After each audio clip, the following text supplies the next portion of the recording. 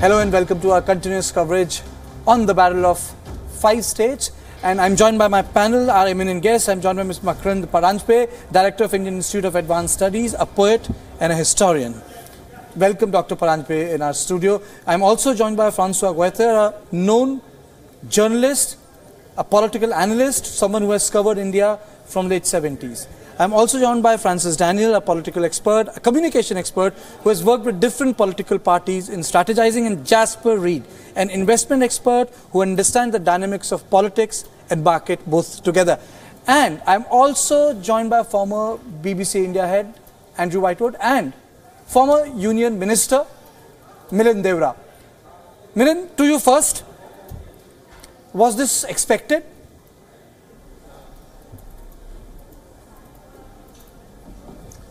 Well, I think that, it's a good question. If you ask us, we knew that there was disenchantment on the ground. We knew that the Modi sheen had worn off. But if you were to, look at the narrative and the exit polls and what people were saying, in some sense it was unexpected, because I think what was very clear was that there was massive anti-incumbency in Rajasthan against the state government, and that we would win Rajasthan. But Chhattisgarh, for a lot of people, turned out to be a surprise. We had an indication that Chhattisgarh was throwing up results which were very positive in our favor. We had an indication that Madhya Pradesh was looking good. Certainly in Telangana we are disappointed, and Mizoram were disappointed. But I think, Karthikeya, the sort of 2 or 3 takeaways, as I tweeted earlier as well, from this election, we should remember that the 3 states, especially the heartland states, Chhattisgarh, Madhya Pradesh and Rajasthan, they account for 65 out of 545 Member of Parliament seats. In the 2014 election, Congress won only 4 out of 65 of these Member of Parliament seats. Our winning and coming to power in these 3 states is of significant importance. It sends out a very strong message to the party, to the voters in adjoining states, especially in Uttar Pradesh, for instance. It will have an impact on the alliances we're able to build in the run-up to the 2019 elections. And I think more importantly, it sends a very clear indication that these were essentially a litmus test. They were litmus test states for the BJP with regards to their agenda of Mandir Masjid politics, and that has failed miserably. They try to distract voters from issues of governance, from issues relating to economic growth, agrarian distress, and that has failed miserably. And I think now the BJP will be forced to introspect and come back to the issue of development and governance, not the issue of Mandir Masjid politics. I think the second big headline is that, as I tweeted again earlier, Rahul Gandhi faced a lot of brickbats in the last 4.5 years, where we fared very, very poorly in many state elections. He faced it, he took it on his chin, and therefore he deserves a lot of the bouquets as well for campaigning very aggressively. And for more importantly, in states like Madhya Pradesh and Rajasthan, being able to walk the fine line between 2 generations of Congress leaders and make them sit across a table, create a unified strategy which helped us win the elections. It's not easy to do that. Even, mind you, Narendra Modi has failed to do that in the BJP. I think as a South Mumbaikar, it's something I have to tell you, since I'm sitting here in South Mumbai. The markets and the business community, especially the financial community, was viewing these elections very differently from how the market has reacted instantly. The financial services community and the stock market at large viewed this election as, they factored in a BJP loss in Rajasthan. But the markets told me that if Congress were to win more than Rajasthan, it would be perceived to be very unfavorable for the markets. And today the markets have closed 200 points higher. To me, what that means, in spite of the negative news about the RBI governor resigning yesterday, which was a shock and was expected to, you were expected to see a very negative sentiment in the market. We've still seen the market close 200 points higher, which essentially means it's rewarding a Congress win And I do believe that the market and the business community is so upset with the policies of this government. Milind, I think you made these three states winning as a potential positive statement for fair point, Milind. Fair point, Milind. You know, fair point. You know, Minister of State for Tourism, KJ Alphonse, is also very patiently waiting for us. Thank you, Mr. Alphonse, for joining us at Wion. My question to you is, are these results a surprise for Bharatiya Janata Party, sir? All three states? I think we are a little disappointed, because I think all these governments have done an excellent job, and therefore losing out of the elections, I think we are a little surprised. But of course, Madhya Pradesh is yet too close to call, and therefore I'm not commenting on Madhya Pradesh. And take for example Madhya Pradesh and Chhattisgarh. I think the governments have done an excellent job. They have reached out to the people, but I think the problem was we have delivered plenty, and therefore the expectations of people have risen even much higher. The aspirations have risen much higher. Okay, you have delivered so much, so this is what we expect. And so possibly they decided, okay, we've seen you for 15 years, now these are our aspirations, let's try out somebody else. So possibly that may be the reason. And of course in Rajasthan, the government had done an excellent job. I think we had possibly some kind of a communication problem with reaching out our achievements to people. Now, somebody could be very good at delivering things, but may not be really very good in kind of communicating exactly what we have done. Now, I guess all this is very important in politics. See, the Honorable Prime Minister's popularity continues to be even higher than what it was in 2014.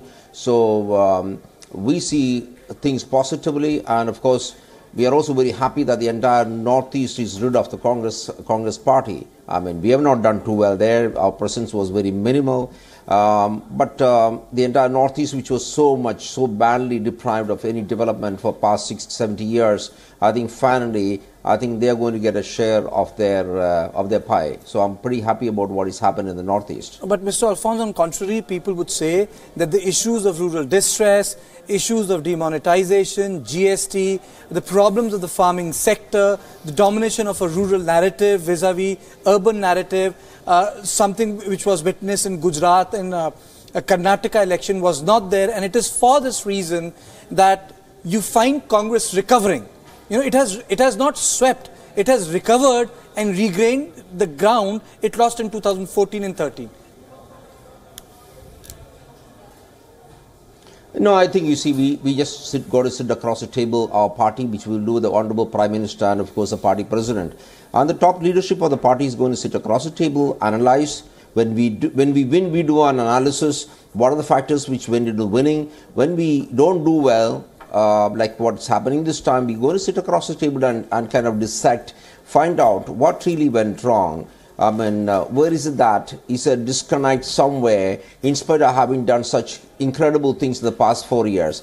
We've done more in 4 years than what has been done in 65 years of independence, and still somehow we've just not been able to communicate in some places with people. I think we're going to sit across the table and see how we can do it better. So all this is a learning process for us, and I think that's what we're going to do.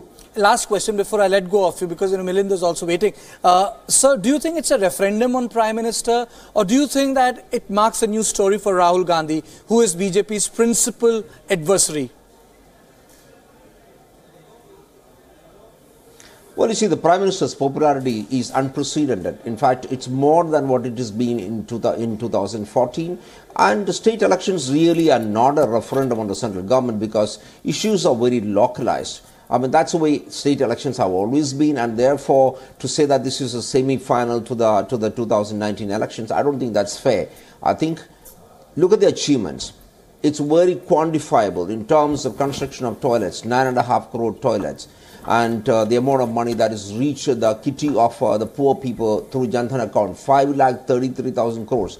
I can go on with all the figures, but I don't want to take that time. Now, so the performance is incredible. I think we just need to reach out these figures to the people and say, we have laid down the foundations, house, electricity, cooking gas, bank account, money directly transferred, now healthcare, education. I think this is just got to reach the people. Now, the issue is that I think Because Modi ji is there and he's so popular, people believe he can do magic. I mean, of course, he's done magic in the past 4 years, but they expect a bigger magic, and that is a challenge for the party.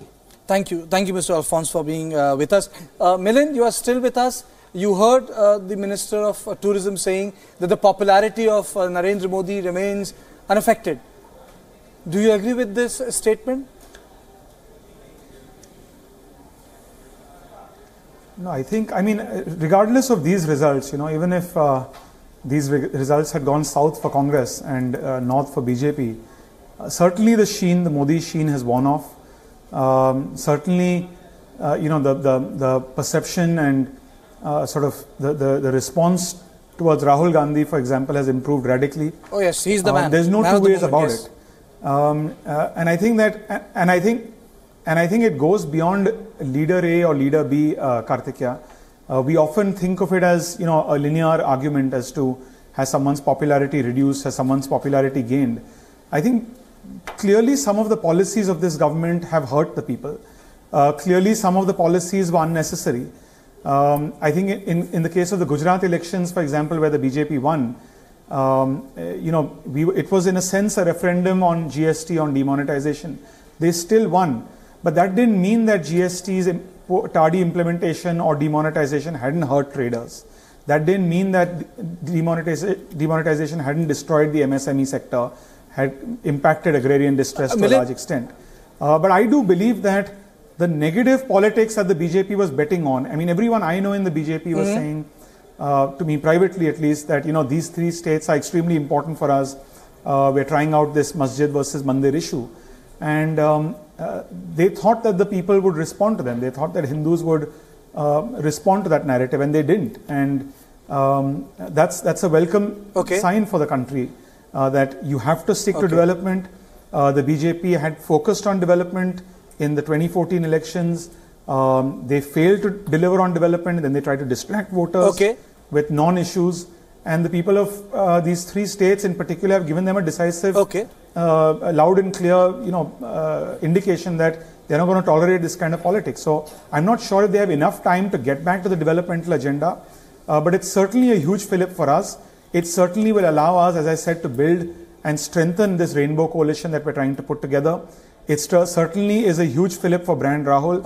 And it certainly increases the speed at which the Modi sheen is sort of getting diluted. You stay with me, Milind. So, Molly, the bottom line is that ultimately, people thought, the elections will not turn presidential. It have turned presidential. People thought, analysis will not be about Rahul Gandhi and Modi. It has come down to Rahul Gandhi and Modi. Earlier, the political pundits thought, is it the semi-final or not? But most of the write-ups on net are about whether it's a semi-final or not. So sometimes, cliches find their way into the mainstream narrative. Indeed, but 83 seats, of course, is the contribution for these 5 states. So it definitely has been touted as a semi-final. Professor Paranjpe, let me begin by asking you first on whether or not this is an overall thumbs up for Rahul Gandhi's leadership, because we're looking at the factor of anti-incumbency also working in favor of the Congress party. So is it more about the party's leadership? Because we have been getting in, of course, reactions through the day from the Congress and from the BJP, but the hesitation in a way in giving the outright credit to Rahul Gandhi versus the Modi magic or the Modi factor being compared when it comes to the BJP is of course a question mark that remains. Absolutely. I think that since Rahul is not so used to winning, there's some hesitation in attributing the victories to him and not to anti-incumbency. But what's important to remember is that the Congress organization, the centrality of the family, as well as its charisma, or at least the fallback option that the family has always presented to the voter, can't be discounted. But I want to come back to what you were saying about the semi-final. See, because winning 3 states is not something that is not to be taken seriously, because when you win states, you can generate resources, garner. Absolutely. So, the Congress has been cash-starved after demonetization. Winning 3 states for them is a huge fillip, because if they are in power there, Madhya Pradesh is still up in the air, but if they are in power in a state, then the entire state machinery, as well as their ability to, garner money etc., etc. You know how elections are fought in India. That's going to make a difference. But at the same time, this whole business of Modi losing his sheen is a bit overdone, because I think the real battle has just begun. Now the dust has settled on these, and both the, you might say, configurations, the political configurations, are going to get into battle mode for 2019. But you know, Molly made a very pertinent point. You know, the reticence, in part, even in mainstream media, to credit Rahul Gandhi. You know, it's a reticence which is, I think, got injected in the conversation. So, you know, it's easier to credit Modi with victory or for a cause or for a campaign, but with Rahul Gandhi there are a lot of reservations. But if you look at the campaign, if you look at the messaging, Francois, if you look at the issues picked up, they have all been picked up by Rahul Gandhi. The faces might be Kamal Nath and Ashok Gehlot, but broadly Rahul Gandhi has picked up all these issues. Right. He's coming out as a statesman, but I would say it's more of a loss for Mr. Modi than a win for Mr. Gandhi, because Mr. Modi has such a powerful image. You know, he was an invincible man, and suddenly it looks like, you know, he can lose. I wanted to say something, but what he said was very true. You know, the Congress needs money. It's a paradox that in India, which is considered a poor country, though it is not a poor country in my opinion, you need so much money to win elections. You know, it's always, you know, I'm always shocked by the amount of money you need. You know, politicians with 40, 50 cars, you know, and doling out freebies. You know, it's a real paradox. You know. My question is, who's advising Mr. Modi? We know who's advising Mr. Gandhi. You know, we know these people that you mentioned just now. But from whom is Mr. Modi taking advice? You know, and from whom is he going to take advice now that he has lost faith, you know, in every state that he has contested? That's a very important question. I think, you're more concerned about Mr. Modi's choices than I would say Mr. advisors than Mr. Modi would be. But Daniel, I can add to it. I said that if Mr. Modi starts listening, perhaps, you know, he'll have.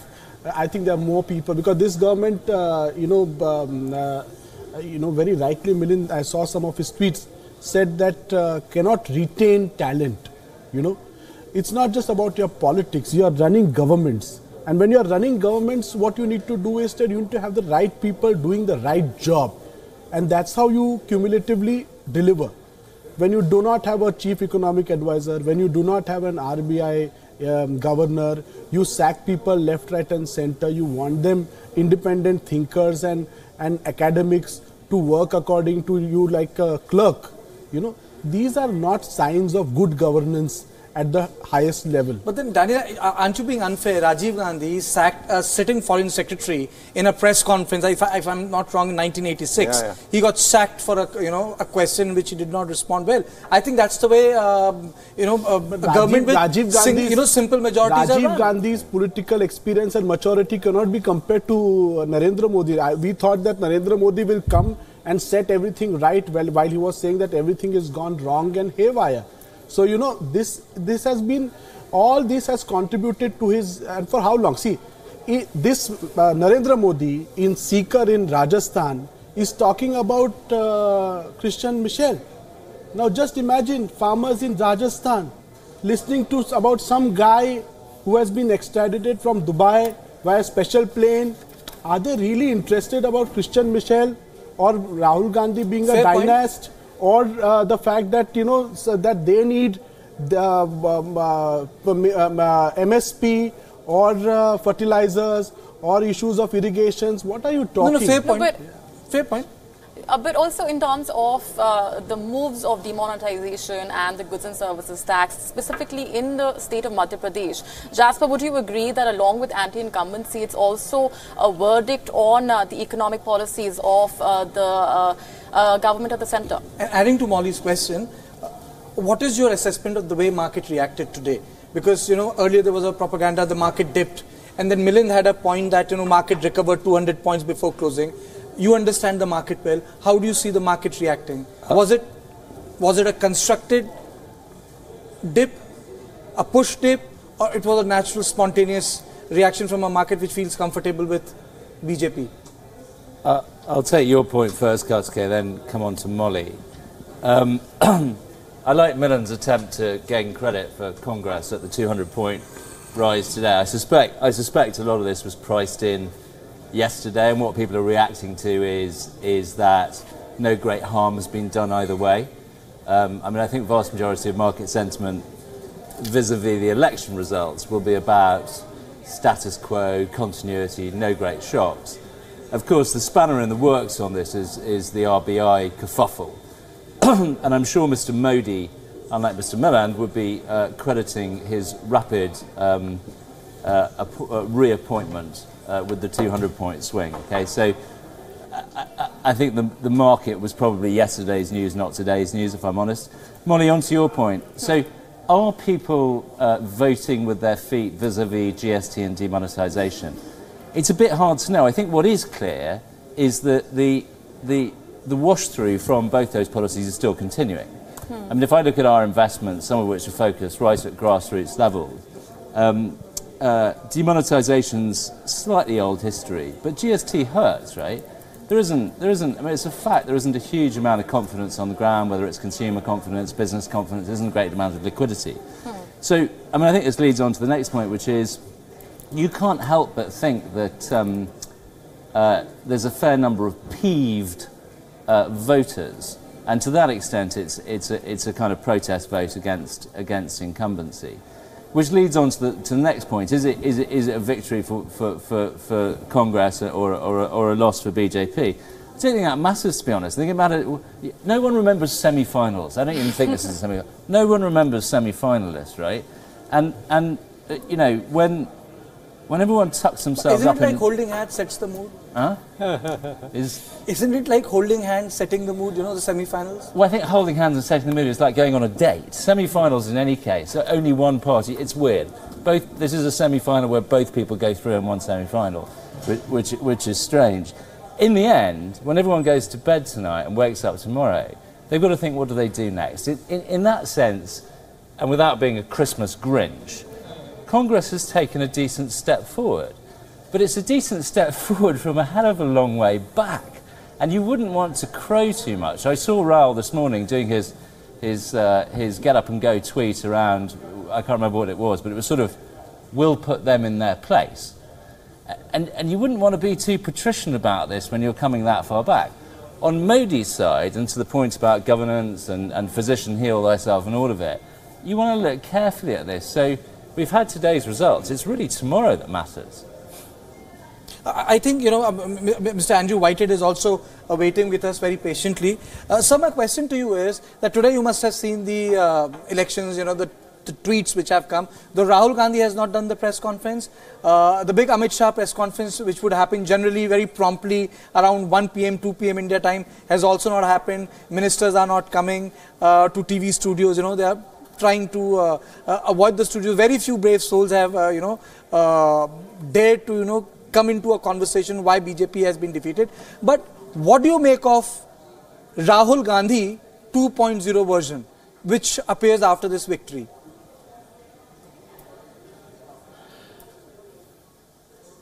Well, it feels that he's getting there. I mean, it's been a long, slow, painful process, but he's getting there. I slightly disagree with Jasper. I think this is really quite a big success for Congress. If they'd been humbled yet again in these state elections, I think people would have almost written them off as challengers for next year's general election. But, you know, how long is it since Congress defeated the BJP in a head-to-head contest in a significant state? And in these elections, they've done it once, very clearly, in Chattisgarh. They've done it a second time, more narrowly, in Rajasthan. And they are still in with a shout in Madhya Pradesh. So that's basically 3 out of 3 of the head-to-head contests.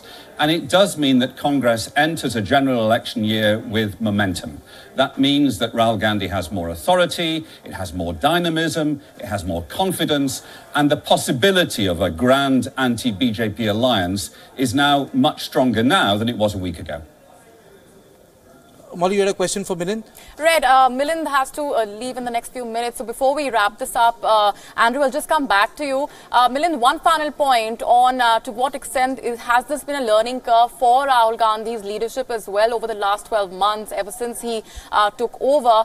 Because it's definitely the leadership factor has come a long way. But how will the strategy look like for the Congress for the next few months? Because definitely, as we've been discussing, anti-incumbency is a factor that's worked in the Congress's favor. But in terms of the 2019 battle, the strategy that will be in the works.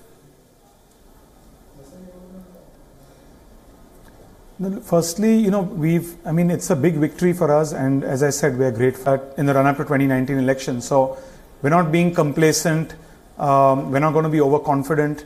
There's a lot more that needs to be done in terms of providing a stronger counter narrative to what the BJP and what Narendra Modi is offering. At the same time, there also is a lot of work to be done in terms of putting together like-minded parties who in crucial states, for example, in Uttar Pradesh, after this win. So, as I said, as a congressman, we are humbled. It's given us a fillip and a boost that we very much needed. And I think it will give us the confidence to go into the next elections, into the general elections in 2019, with much more confidence, with much more resources and much more credibility. And so in that sense, like somebody said on your panel a little while ago, that a few months ago and a few years ago, it looked, the narrative in the country was, there's no challenger to BJP. And today nobody can say that. Today there's a level playing field. Nobody can predict what will happen in April, May 2019. And I'm very confident that if the Congress puts its narrative in place, which I'm sure we will, we stitch together this coalition, there's no reason why we can't defeat the BJP in 2019. Milind, a quick question. I know you want to leave. You are talking about the narrative of the Congress party, but most of the campaign of the Congress has been against Prime Minister Narendra Modi. So it's as if this is what Modi is, this is what we are not, this is what Modi stands for, this is what we don't stand for. What is the narrative of the Congress party in terms of economy, in terms of religion, in terms of secularism, in terms of Hindutva, in terms of economy? Where has Mr. Gandhi positioned himself? Yes, he has taken up issues like Rafale, dented that corruption thing, but what is Congress? I just want to ask him one question. I think it's very clear what Congress represents, Karthikeya. There's no, it's in terms of its social policy, for instance, it's absolutely crystal clear that we have a fundamental disagreement with the BJP in terms of their social policy. We believe in a pluralist, inclusive society, which is fundamentally from what they believe. So there's no two ways about it. We are a liberal party. We believe in liberal values. We believe in open and a transparent government and an open and transparent society. We believe in freedom of speech, freedom of expression. So there's no doubt on the social front. On the economic front, if you look at our performance in the 10 years of UPA 1 and UPA 2, we did exceedingly well as compared to Narendra Modi. And if you ask me personally, as a person who lives in Mumbai, who fights elections from Mumbai, who has his finger on the pulse of what Mumbaikars are thinking, people are disappointed. People thought in 2014 that this was the first government in 30 years to have an absolute majority. People expected a lot more from this government in terms of economic policy. When Narendra Modi said minimum government, maximum governance, people like me, for instance, in spite of being a congressman, as a lay investor, I thought that he will reduce government, he will reduce government interference, he will improve ease of doing business, for instance. All of that has gone down the drain. I think Daniel Francis is getting impatient here in the studio. Mandate that was I'm butting. I think Daniel Francis is getting impatient in the studio. Please go ahead, Daniel, with your question. I'm sorry I'm holding you. Daniel, go ahead. Milind, I want to ask you one question. Okay, if you see this election, one issue that Narendra Modi played on was this Namdar versus Kamdar, hitting at those who come from political dynasties. Today, somehow I think Rahul Gandhi has been established as a Namdar who's also Kamdar because he's earned his political victory. How much of it, do you think really matters, this dynasty and so on and so forth, when you go around? Does it really matter in public consciousness, or what do they really expect from the government is much different, and politics, and lowering of this discourse and making it so personal. Do you think it has capital, or it does not have any returns? I mean, I personally believe that, this is a historic low in the last 4.5 years in terms of the political discourse in our country. I've never seen such a terrible, pathetic political discourse. I mean, even senior journalists like Karthikeya, who cover politics for so long, I'm sure you'll agree with me that it's been reduced to an all-time low. And I think, when we talk of a dynasty, we talk of, for example, Narendra Modi likes to talk about how decisive a leader he is. And I always tell people that, sure, decisive leadership is important. But what about debating the decision that they take? So, demonetization was a decisive decision. But was it a good decision? Narendra Modi's decision to go and wish Nawaz Sharif on his birthday and, break away from 10 years of UPA and Dr. Manmohan Singh's policy with Pakistan certainly demonstrated decisiveness. But was it the right decision for India? And therefore, I think we have to move away from spin, from rhetoric, and focus on fundamental issues. And that's what this election, I think, has done. The voters have sent a message that don't try and fool us with issues like Mandir versus Masjid, like Kamdar versus Namdar. Focus on the issues that matter. The issues that matter are economy, growth, development. Focus on these, and we might reward you, or we might punish another party. That, I think, is the clear message from this election. Thank you so much, Milind. Thank you so much for joining us. Mr. Whitehead, you must have heard Alphonse, you must have heard Milind Deora. You think that dynasty is an issue? Because political dynasties, it's a global phenomenon. You have a dynasty in America, Bush dynasty. In Canada, you have a dynasty. You have a dynasty in Bangladesh. You have Bhuttos in Pakistan. You have a dynasty in Sri Lanka. I can just go on about the dynasties. How come dynasties have become so politicized in the Indian context? Well, because in India, the Gandhi dynasty stretches over 4 generations. I can't think of another major political dynasty in any other part of the world which stretches over 4 generations. And the way in which the Gandhis have monopolized leadership of the Congress party, which, if you look over the big picture, is still the dominant party of post-independence India, is quite remarkable. And I think people do wonder, so why have we got to have a Gandhi at the helm of the party? And it's taken Rahul quite a long time to establish himself. I heard him speak when he came to London a few months ago, and I was fairly impressed. He seemed to be comfortable in his own skin. People had said he didn't really have a feel for politics. He was a reluctant politician. Well, I think he's getting more comfortable in that. I think he's reconciled himself that his future is in politics.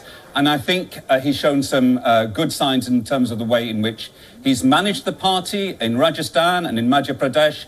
He's had state parties which have been quite acutely divided, and he's finessed that quite well and successfully. But I'm not really sure whether people have bought into him as yet as a potential prime minister, but at least now he's a challenger rather than an also-ran, and I think that's really important. A challenger who's got the party together, but yet to get the masses, that great following which Modi has, to go beyond the party, go to that fence-setting vote. And yeah, Modi is an instinctive politician, and he has a flair for politics. His political instincts are, by and large, very good. I wouldn't have said the same about Rahul Gandhi, but he is slowly getting there. It's taken a long time, but he is getting there. And winning 2, perhaps 3 state elections in head-to-head contest with the BJP will transform his political authority. It does not mean that he's the Prime Minister in waiting, not at all. But nevertheless, as I say, he will lead now a significant challenge. And I think all the signs are from past patterns is that the states which have gone for Congress in these elections will by and large stay with Congress in the Lok Sabha elections. Okay, thank you. You stay with me, Mr. Whitehead, you stay with me. We are also joined by former Union Law Minister Ashwini Kumar. Thank you, Mr. Kumar, for joining us. We spoke earlier in the day. You said, we are very hopeful of forming the government. Yes, you will have a government in Rajasthan. You have a clean sweep in Chhattisgarh. But Madhya Pradesh, it's still swinging, sir? We will form the government in Madhya Pradesh and certainly in Chhattisgarh and Rajasthan. The decisive victory of Congress over BJP in the Hindi heartland is an indicator of things to come. I was hearing your commentators speak about Rahul Gandhi and your questions about Dynasty. Let me remind you that the Gandhis have had their leadership baptized by fire, whether it was Indira Gandhi, whether it was Rajiv Gandhi or Sonia Gandhi, and now Rahul Gandhi. Rahul Gandhi has received more ridicule, more censure, and more criticism than any of the other Gandhis, and yet he has led from the front. I think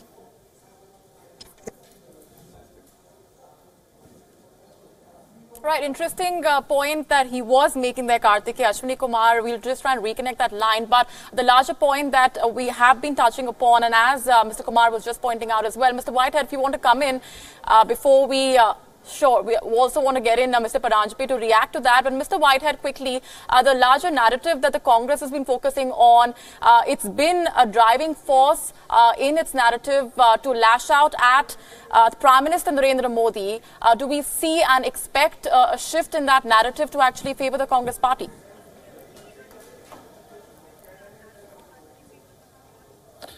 Well, there's been a lot of fire both ways. So, you know, Rahul Gandhi has certainly come under a lot of fire, but so has Narendra Modi. That's what you would expect in politics. And I think that will continue through the election campaign. And the fact that this is likely to be a more competitive general election, given these state election results, will mean it becomes more personalised, I think. Mr. Paranjpe. I was just going to say, going back to what Mr. Alphonse said, that a lot of the problems here I think center on messaging. Like people are saying, why is the BJP unable to convey the message of development, of Swachh Bharat, of gas cylinders delivered, whatever it is, or infrastructure? Where is the gap? And we can flip the question. And as Francois and others were saying, why is it that the BJP is not listening to what people are saying to them about, you know, either being complacent, or not paying attention, or not consulting other people. So I think a lot of this, and I'm trying to apply this to Congress as well. I mean, it's all about the messaging at the end of the day. And it seems to me that this kind of direct attack on, let's say, just Modi or vice versa, is not going to win either party any seats, you know, in the Lok Sabha. So what I'm simply trying to say is that the Lok Sabha election is going to be very keenly contested on merits and not on trivialities. And I think we're going to see a you might say, ordering, a regrouping of forces, a change in strategy. And even as we speak, we shouldn't forget that Madhya Pradesh is neck and neck, 110, 111. We still don't know where it'll go. It's a toss-up. And just imagine in terms of messaging or the narrative, if the BJP, by whatever means, does form a government in Madhya Pradesh, they'll have something to crow about tomorrow or day after too. Would you agree, Francois? Because also would you say that the Congress has been more receptive as compared to the BJP, at least to the larger points that Mr. Paranjpe was making? Yeah, I think the Congress has better spokesperson than the BJP. You know, the BJP spokesperson, I don't want to criticize, but they don't have the logical mind to explain. They should have explained that GST means long-term benefits and short-term problems. You know, because people are complaining in India, you know, at all levels. GST makes their life more difficult. My accountants are complaining, the shopkeepers are complaining. So the Modi government should have explained that it's a good move, but there are short-term difficulties. You know? And it has not been done. And so again, the question is, who advises Mr. Modi? So finally, I think Mr. Kumar, you know, Mr. Ashwini Kumar is waiting for us, but I think, you know, there's a big, you know, Rahul Gandhi has come for the press conference. Very quickly, Mr. Kumar, yes, you have done well, but in Northeast, you have lost all the states. There is not a single Congress state in Northeast, sir. You forget the Northeast for the moment. I was, for the moment, forget the Northeast. I was making a point and I was rudely cut out in there. So there was a bit of a technical problem, sir. No one rudely cut out. Three decisive victories. Three decisive victories have a lesson and have a takeaway. And the takeaway is that 2019 will not see a Modi-led government in India. And this is the victory of issues. It is a victory for the idea of India. We spoke about social and economic inequities. We talked about agrarian distress. We talked about malfeasance and misgovernance. We talked about assault on freedom, assault on institutions of libertarian democracy. We talked about the core issues of the Republic. And even though Prime Minister Modi campaigned vigorously, and we talked about the leadership of Mr. Modi, this is as much a vote against Mr. Modi as it is against. Congress के कार्यकर्ताओं से उन सबको मैं बधाई देना चाहता हूं। जिन स्टेट्स में, तेलंगाना में, मिजोरम में हमारी हार हुई, वहां जो चुनाव जीते हैं उनको बधाई देना चाहता हूं। बट ये जीत कांग्रेस पार्टी के कार्यकर्ताओं की है, किसानों की है, युवाओं की है, छोटे दुकानदारों की है। ये जो आवाज उठी है, अब कांग्रेस पार्टी के ऊपर एक भारी जिम्मेदारी है कि इस आवाज को हम अच्छी तरह सुने और इन स्टेट्स में जो विजन दिया जाना चाहिए वो हम दे पाएं। तो इस पे हम अब काम शुरू करेंगे।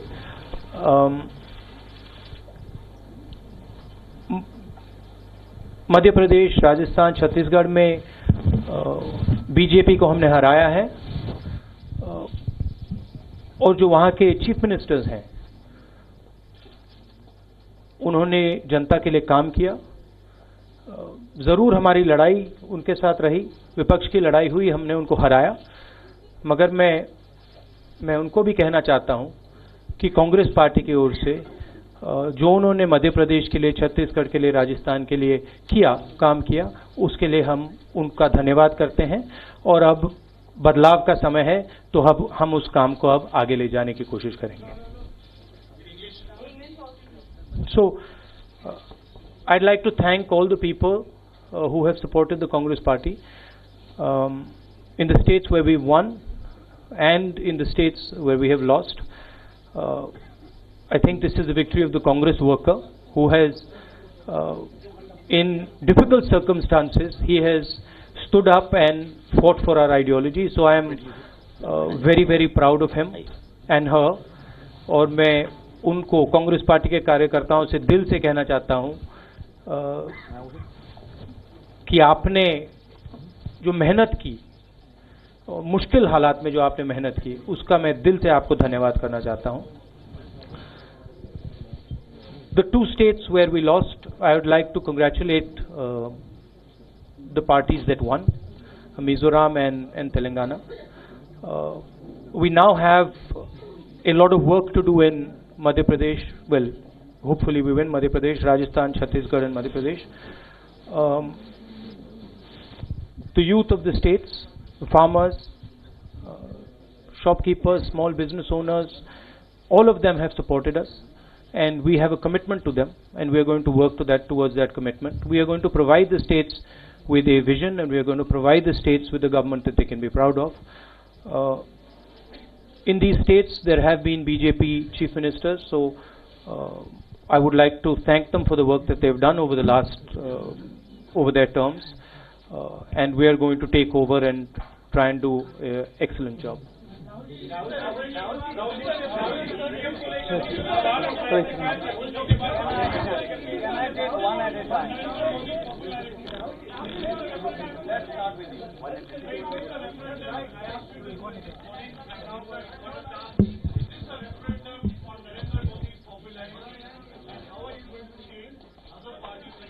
I think there are serious questions being asked. There are serious questions being asked about the future of our youngsters. The central question there is, how does our country, our government intend to give jobs to millions and millions of Indian youngsters? There is a sense among the youth that promise of the Prime Minister, रोजगार का जो वायदा किया था, वो टूट गया है, उसको पूरा नहीं किया है. That same feeling is there among the farmers.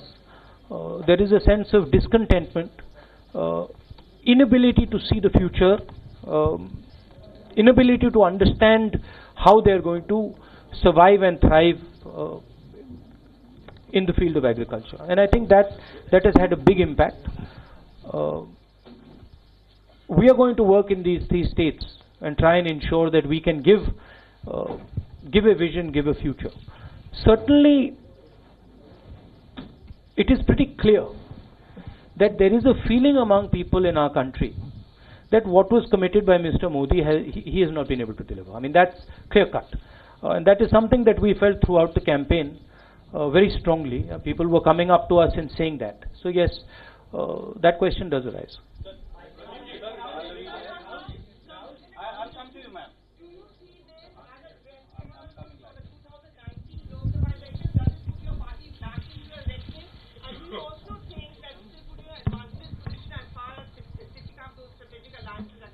I think I've been saying it for some time. I think with a resurgent Congress party in these states and in other states where the BJP is ruling, and a combined opposition, it's going to become very difficult for the Prime Minister and for the BJP to win the election. I mean, that is pretty clear.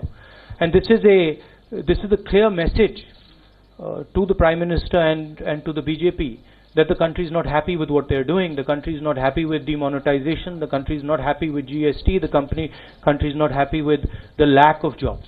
So that is there. I think it's a good thing for the Congress party. I'm quite happy with what we've achieved. I would have preferred a better result in Telangana, but okay. Anil ji here. Yeah. I'll come to all of you.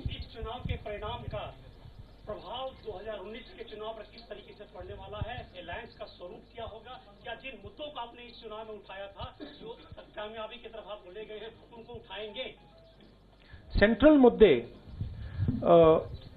रोजगार और किसानों की जो समस्या है, ये central theme है।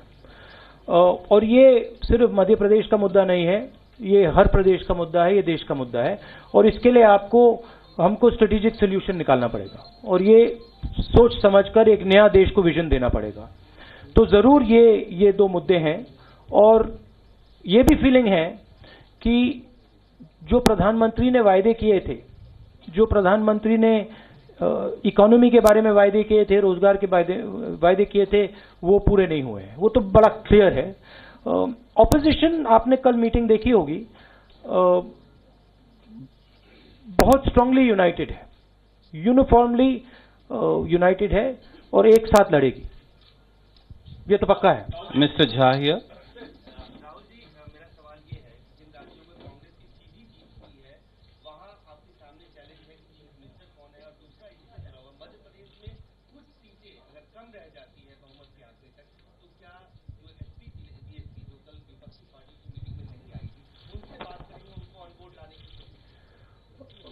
विचारधारा एसपी बीएसपी की, कांग्रेस की एक है, उनकी विचारधारा बीजेपी की विचारधारा से अलग है, तो वो तो बात है। चीफ मिनिस्टर की मतलब कोई बड़ी इशू नहीं आने वाली है, वो काफी स्मूथली हो जाएगा। Yes sir. आपने अभी कहा कि सपा और बसपा की विचारधारा वो कांग्रेस से मिलती जुलती विचारधारा है, लेकिन एक बड़ा क्लियर कट स्टैंड आपने लिया जब इन चुनाव की तैयारी में उन लोगों के साथ गठबंधन नहीं किया गया। ये अंदेशा था कि आप नहीं, एक्चुअली हम काफी ओपन थे, हम बहुत फ्लेक्सिबल थे और वो मतलब बातचीत बनी नहीं, बट विचारधारा एंड हम एक साथ मतलब कंफर्टेबल है। 1 second, we'll have to have one question at a time. Rahul ji, आज जो नतीजे आए हैं, जो कि कांग्रेस ईवीएम को लेकर के सवाल उठा रही थी, लेकिन आज 3 राज्यों में आप लोगों ने चुनाव जीता है, तो क्या आप उसको लेकर के आप लोग सवाल जो उठा रहे थे उसका आपको उत्तर मिला है या नहीं? देखिए, जरूर कांग्रेस पार्टी चुनाव में जीती है। जो ईवीएम का सवाल उठ रहा है वो सिर्फ हिंदुस्तान में नहीं उठ रहा है, वो एक जेनेरिक सवाल है कि इलेक्ट्रॉनिक वोटिंग मशीन्स में यूनिवर्सली प्रॉब्लम्स हैं। और अगर देश की जनता ईवीएम में को देखकर अनकंफर्टेबल है तो वो एक बहुत बड़ा सवाल है और उस सवाल को एड्रेस करना होगा। जरूर हम ये चुनाव जीते हैं, बट जो ईवीएम की सेंट्रल इशू है वो अभी भी है। सेंट्रल इशू इज दैट आपके पास पूरे देश में इलेक्ट्रॉनिक सिस्टम है और उस सिस्टम के अंदर चिप है, और अगर उस चिप को मैनिपुलेट किया जाए तो आप पूरे के पूरे चुनाव को डिस्टर्ब कर सकते हो या इफेक्ट कर सकते हो, जो आप मैन्युअल वोटिंग में नहीं कर सकते हो। And this is a question that has been answered in the United States and in other countries where they have said that we don't want an EVM. So ये जो सवाल है ये एक्चुअली टेबल से नहीं उतरा है। Rajat here.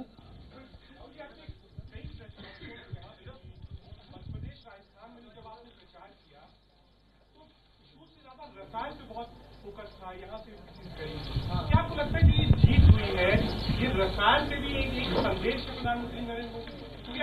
अच्छा सवाल पूछा आपने। देखिए, जब प्रधानमंत्री इलेक्ट हुए थे तो तीन प्लेटफॉर्म्स पे वो इलेक्ट हुए थे: रोजगार, भ्रष्टाचार और किसान। और जनता के दिमाग में यह था कि प्रधानमंत्री सचमुच में भ्रष्टाचार के खिलाफ लड़ेंगे। अब वो फीलिंग गायब हो गई।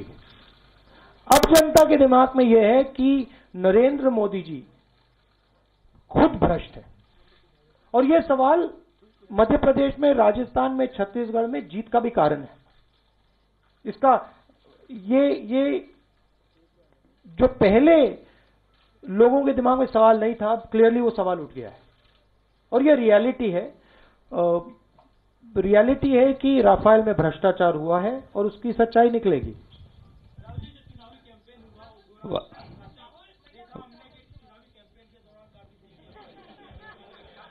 क्या हुआ? I am going to come to you, Ranjita ji.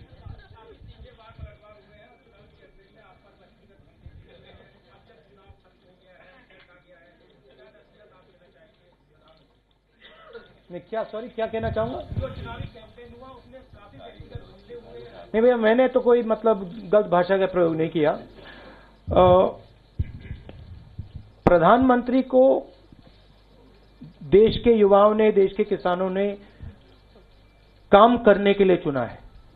और क्लियरली प्रधानमंत्री को मैसेज गया है कि आप रोजगार की जो समस्या है, किसानों की जो समस्या है, भ्रष्टाचार का जो इशू है, और अब जो पूरा इकोनॉमिक स्ट्रक्चर, जो आरबीआई, जो पूरा इकोनॉमिक ढांचा जो डैमेज हो रहा है, उसके बारे में आप कुछ कीजिए। और फ्रैंकली प्राइम मिनिस्टर पैरालाइज्ड से हैं। Prime minister is not able to respond and he is unable to take the pressure that is coming from the opposition. That is pretty clear. उनके भाषणों में अगर आप देखें मध्य प्रदेश, छत्तीसगढ़, राजस्थान में ये जो मेन 3-4 सवाल हैं, उनके बारे में प्रधानमंत्री कुछ नहीं कहते हैं। तो that is the issue. Prime Minister has been chosen. India is facing a crisis, job crisis. Prime Minister has been chosen to resolve it. So he should get to work. Ranjita ji here because she specifically requested.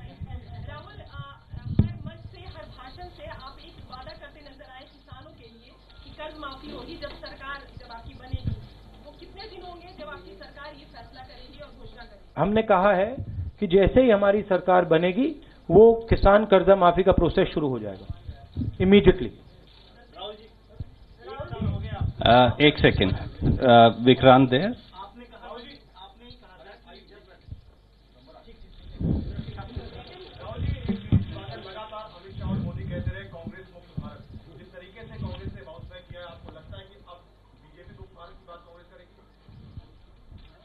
देखिए, हमारी approach अलग है। हम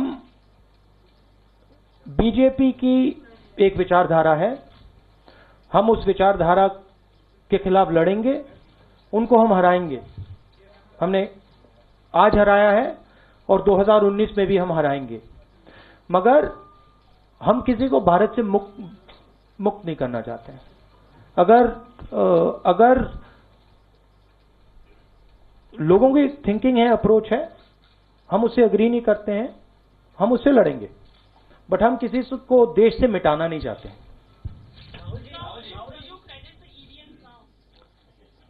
I think that question has been taken. Yes, ma'am. Yeah.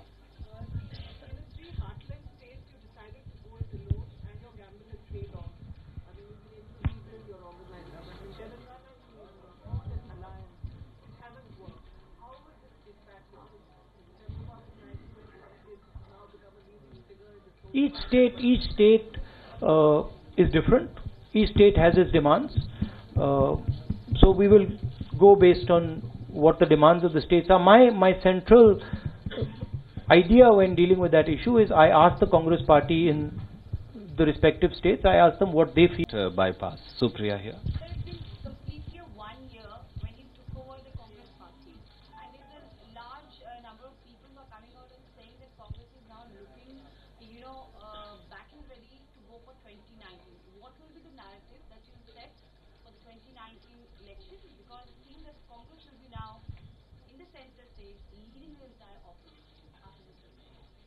I think we'll work with the opposition. There are a couple of central issues. Issue number one is how India is going to give employment to its youngsters. Issue number two is how India is going to ensure that farmers have a future in this country. How agriculture fits into the larger economic vision of this country. Issue number three is the corruption that has been blatantly carried out, and I keep repeating again and again and again that demonetization is a scam. Demonetization is a scam. Rafael, everybody knows corruption took place. So these would be the three main ideas.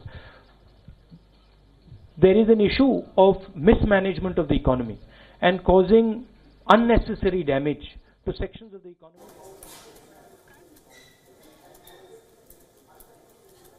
So Congress President Rahul Gandhi holding a press conference at AICC. There are a number of keywords, Molly, here. Yes. And to my panelists, I'll come to you first, Jasper, then I'll go to Andrew, who's been very patiently waiting, and then to you, Daniel, then Francois, to you, and Dr. Paranjpe.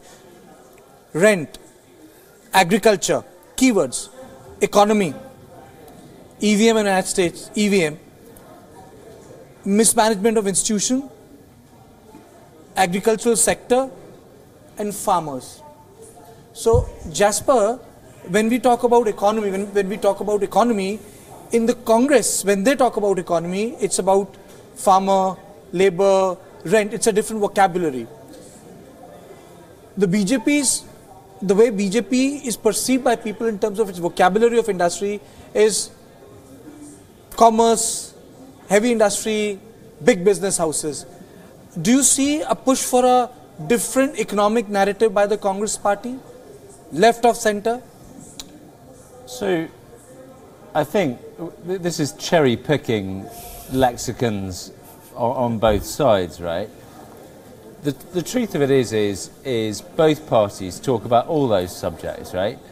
Rahul Gandhi's right to bring these subjects up in the sense that whether it's jobs or agriculture, yeah, those are key issues. But I think I would draw a very, very clear distinction here between words and talk and action and delivery. And it doesn't matter whether you're Congress, the BJP, or anyone else who wants to have a go.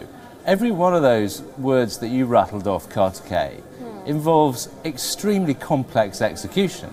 You can't say that the BJP are not embarking upon a series of agrarian reforms. Are they working? Well, things like farmer suicides, things like the polls would say they're not. But I suspect it's a work in progress.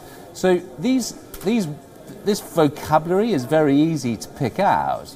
But honestly, each one of these, as Sherlock Holmes used to say, each one of these is a three-pipe problem.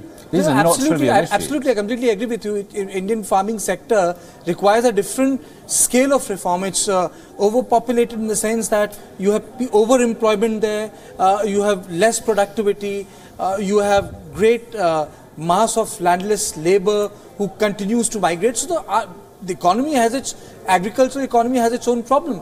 But my question was the different imagination you weave for the electorate.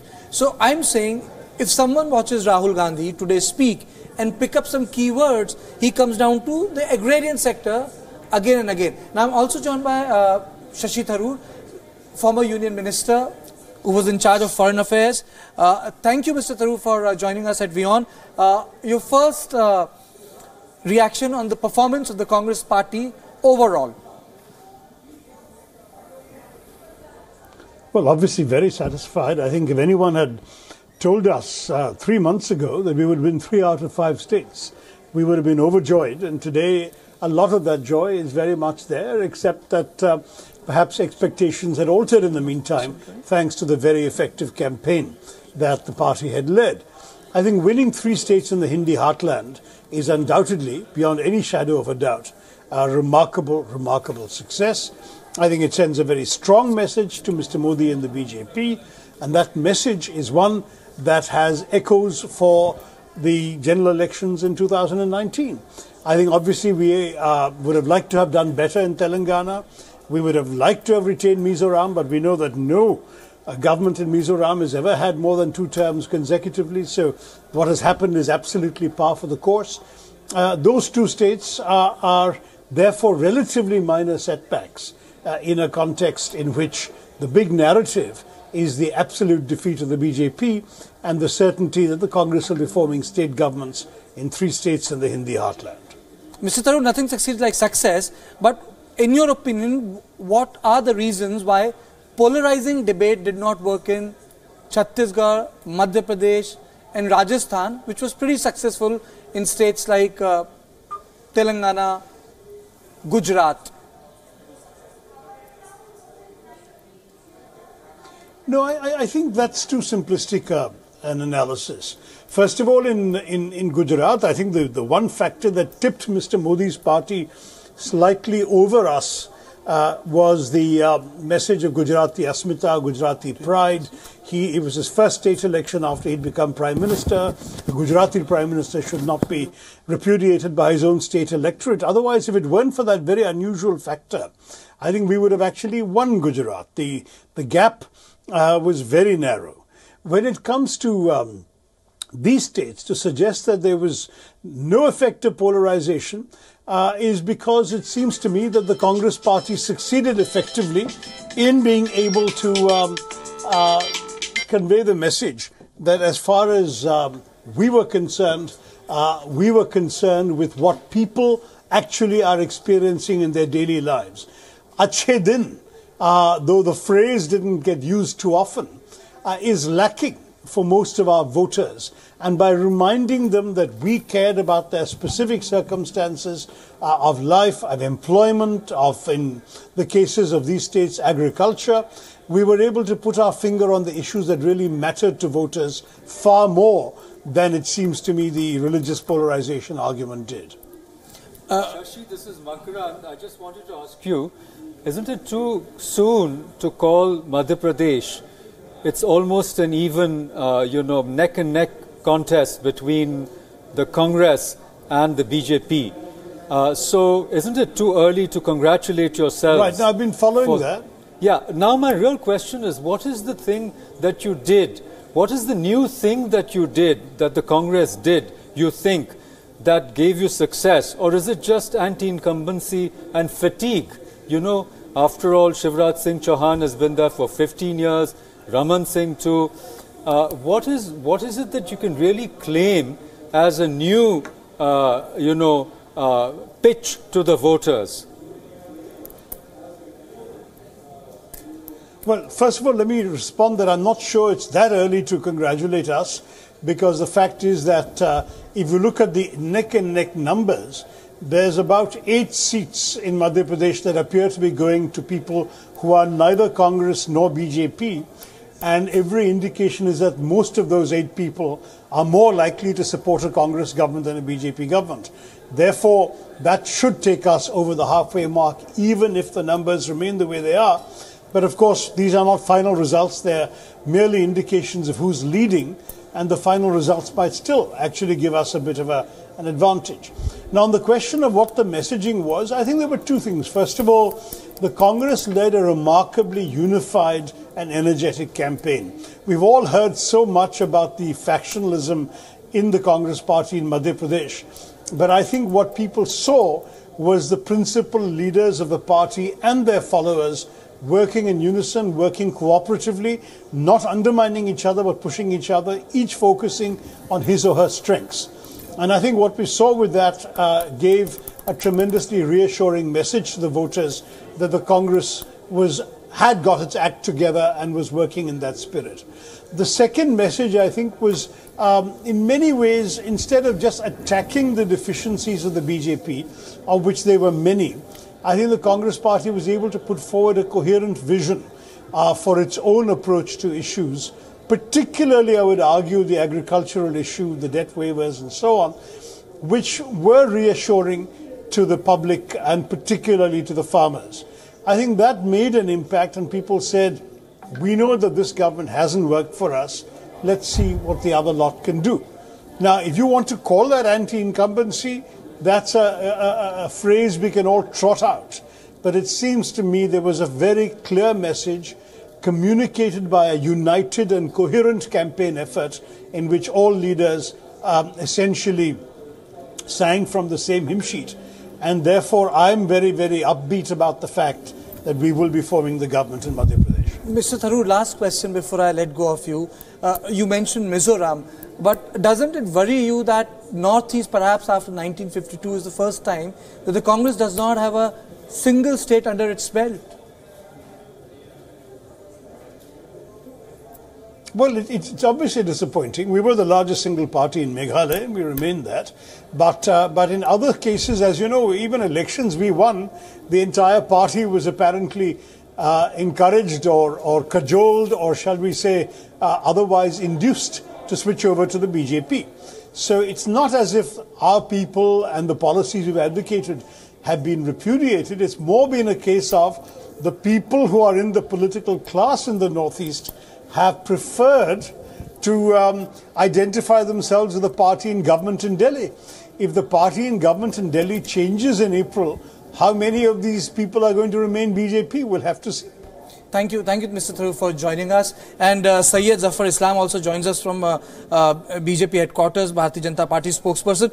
Zafar, I'll come to you. I know you have been waiting very patiently, but to you, Krishna, give us the statistics. Give us the bottom line. Right, this is very important even at this time of the evening. We've been doing this since 7 in the morning, and that's simply because of the way Madhya Pradesh has gone.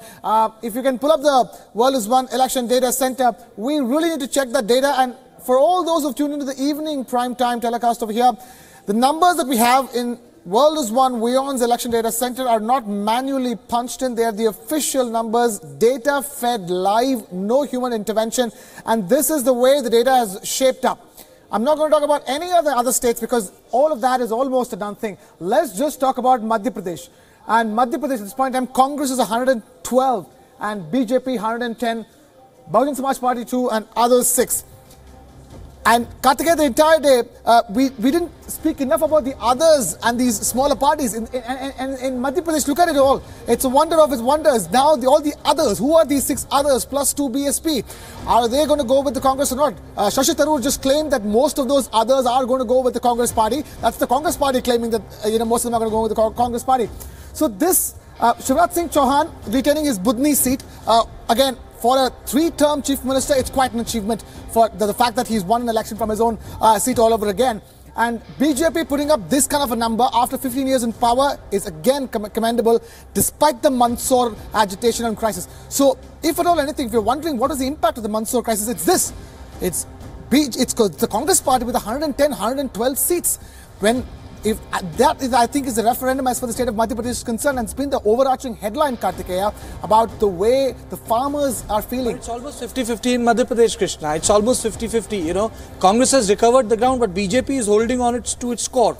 Absolutely. No, it couldn't be split more than down the middle. Look at this. It's changing as we speak, Kartikeya. I just said 110 BJP, 112 Congress. Look at what's happening over here. This is updating live, ladies and gentlemen.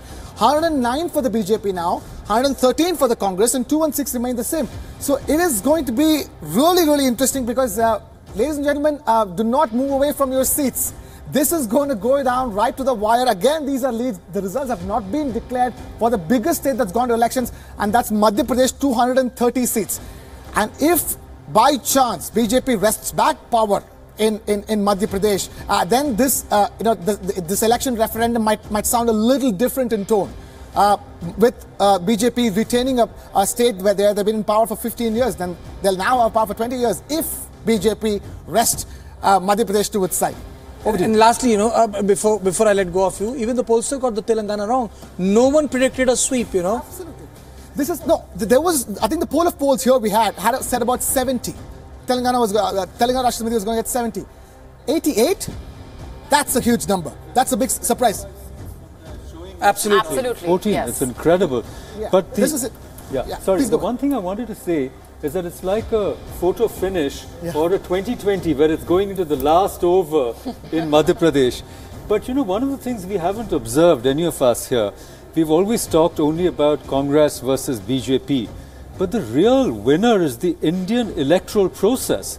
It is so vibrant, it's going to get re-energized for 2019, and eventually the common man or the common woman, the voter is going to win, because they're sending a clear message, talking about messaging to the politicians. Don't take us for granted. We can kick you out, we can bring you in. And this is a victory for India's democracy, I think. A thundering victory, if any. Yes, I know Syed Zafar Islam is waiting for us. If you don't mind, I want to ask my first question to him. And also, if it is a victory of the electoral process, and there is no EVM talk.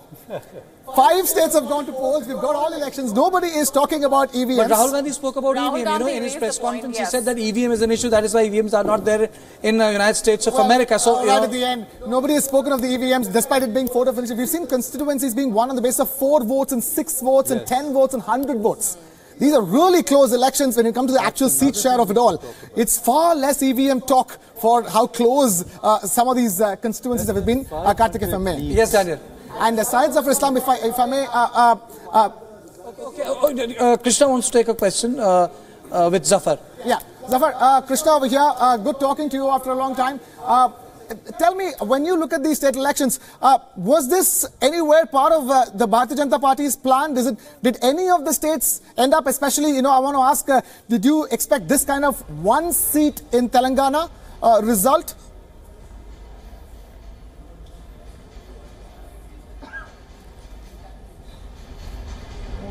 Sorry, somebody was interrupting me. I couldn't hear the last part of your question. Mr. Islam, the simple question is that, was the BJP factoring in this kind of a result as part of its strategy, as part of what it's expecting from these 5 state elections? Because some of the swings in some of the states, be it Chhattisgarh, and the kind of swing that the Congress has got, and for the way they've performed, the BJP has performed in a state like Telangana. Let me respond to that.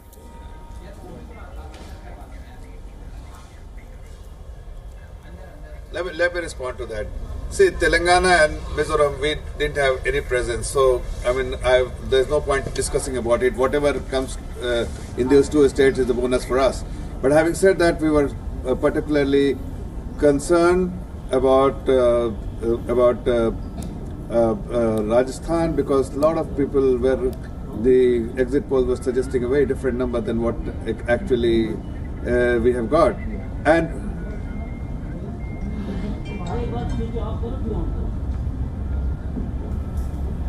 Zafar, go ahead, can I just complete, please? Absolutely, Zafar, please go ahead. Absolutely, go ahead. Can I just complete, please? Sure, Zafar. No. So all I'm saying that we were not expecting Chhattisgarh the way Chhattisgarh result has panned out. Something we were not expecting. We were expecting, because the people have a lot of confidence in Bharatiya Janata Party in both Chhattisgarh as well as in Madhya Pradesh joining a state. And Madhya Pradesh is the kind of response we have got from the people, because we have delivered what they were expecting us to deliver in the last 15 years. But last 15 years, since we are there in the power, that's why sometimes some element of anti-incumbency definitely sets in, and people look out for change. And that's the only reason I can quote that the people were looking for change, and that's why they have voted for, in Chhattisgarh particularly, more people have voted for change rather than sitting with the incumbent government and enjoying the benefits what they are getting. But they were looking for change. That's why they have voted for Congress. And in Madhya Pradesh as well, the majority of people have voted for change. But away from that, if you see just Rajasthan, we were absolutely confident of our victory. even though we know that there's a pattern which is being followed by the people of Rajasthan, that they want to give on a turn basis each time, either Congress after 5 years on a turn basis, Congress or BJP. This time it was Congress turn, and then ultimately what they have chosen to give another chance to a Congress party. But overall, yes, we will introspect where we have gone wrong. We need to ascertain the reason of where we have gone wrong, and we will take a course correction wherever it is needed. So, Zafar Islam, as the Congress has also been lashing out over the last few hours on the issue of the agrarian crisis, something that Rahul Gandhi also brought up in his remarks just a short while back. But what he had to say was that the BJP at the centre has failed to deliver on the promises that were made, and that's something that it's paying a price for. Would you not agree with the argument that unemployment, agrarian crisis, something that the Congress has been latching out on, has something that has worked in its favour as well?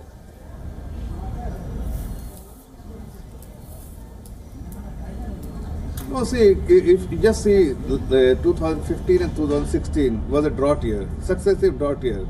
Yes, a lot of difficulties were being faced by the farmers because of drought. But Bharatiya Janata Party's government has definitely created a lot of job in the rural sector, and that's why most of the people who are working, particularly I'm talking about the landless labor who are working in the farm sector, they were absorbed in those jobs which has been created in the rural sector, rural area by the Bharatiya Janata Party. But away from that, let me also tell you that in a state like Madhya Pradesh, where the agriculture growth in 2003 was 3%, is currently 20%. If had the farmer not been satisfied, they wouldn't have invested their money, time, energy in this space, purely because they were happy because the kind of MSP they were getting, and over and above the MSP what was being announced by the central government, was paid by the state government. Over and above, there were also the scheme which has been run by called Bhavantar scheme, that were to compensate, to safeguard the interests of the farmers. That was also being run at that point in time. So I don't agree with Mr. Rahul Gandhi, because it's not because of the India government. There are certain inherent problem with the agriculture sector. Let me tell you, in terms of produce, you are producing more than you can consume.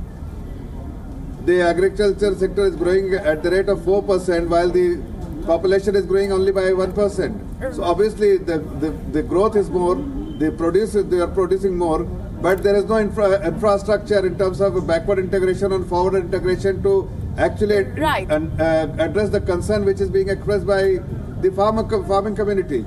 That's why we have focused on creating infrastructure. All right, Andrew Whitehead wants to come here as well. Right. Forward integration, and also building road also, and the market. Right, you've made your point, Zafar Islam. Andrew Whitehead also wants to come in here to respond to some of those comments. But before we do that, just a quick roundup of what the projections have been looking like so far. These elections, of course, have set the tone for the 2019 battle as well. In Madhya Pradesh, in the 2014 general elections, the BJP had a 54% vote share, which helped the party win 27 seats. In this assembly election, the party garnered 41% vote share. According to predictions, the BJP is expected to garner 50% vote share in the 2019 general elections, which could mean a dip of 2 Lok Sabha seats as well. In Rajasthan, the BJP won 55% vote share in the 2014 Lok Sabha elections, and it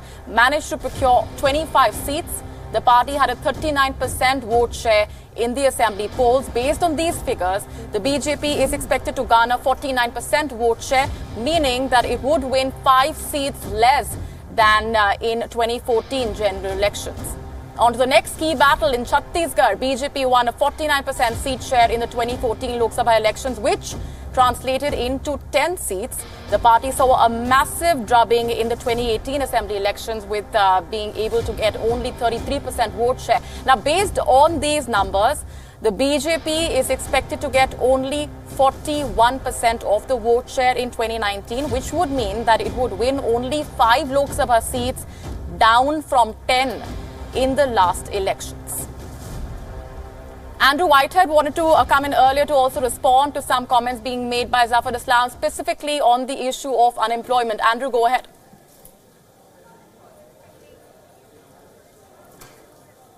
Well, he makes a strong point about the dislocation in the agricultural sector, but I was also really taken by what Rahul Gandhi was saying in his news conference. He said a couple of times that the Congress wanted to instill a vision in the states that it was now going to govern, but I don't actually hear much of a vision in his comments, nor did I see much of a vision in how Congress was campaigning. And I think if you looked at the reasons why he said the Congress had done so well, he talked about GST, he talked about demonetization, he talked about lack of jobs. In other words, he talked about the failures of the BJP much more than the vision of Congress. And I think that's quite significant. I think the anti-incumbency factor has worked very well for the Congress in these elections. I'm not so convinced it'll work so well in a general election. So, you know, but there were a couple of keywords, I wanted to come to because we started the discussion.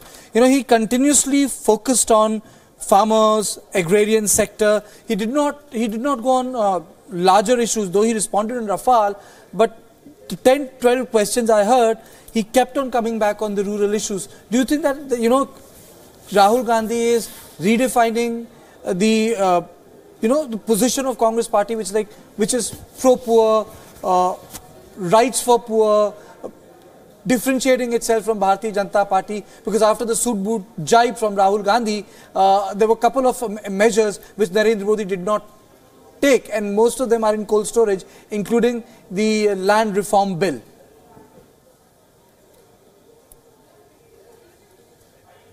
Yeah, Congress is instinctively a social democratic, slightly left of centre party. The BJP is instinctively a pro-business, more right-wing party. And the things that Congress talked about as their main priorities, what Rahul Gandhi said was jobs for the young. He also said a future for farmers and the issue of corruption. They are very vague. It's a social democratic agenda, but there's not much flesh on it. So I really think that what he's talking about and what Congress has achieved is much more anti-incumbency than a progressive social democratic vision. And I also think, and I was listening carefully to what Shashi Tharoor was saying to you, and Shashi is clearly overstating the Congress success. There have been elections in 5 states. In 2 of those states, Congress is an also-ran. In one, in Chattisgarh, it's won a decisive victory. In the 2 big states, it's won a very narrow victory in Rajasthan, and it's too close to call in Madhya Pradesh. So that's good. It's a very good day for Congress. They've done much better than I think they expected, which is why Rahul Gandhi and Shashi Tharoor even more so is so upbeat. But there is nothing approaching a Congress wave.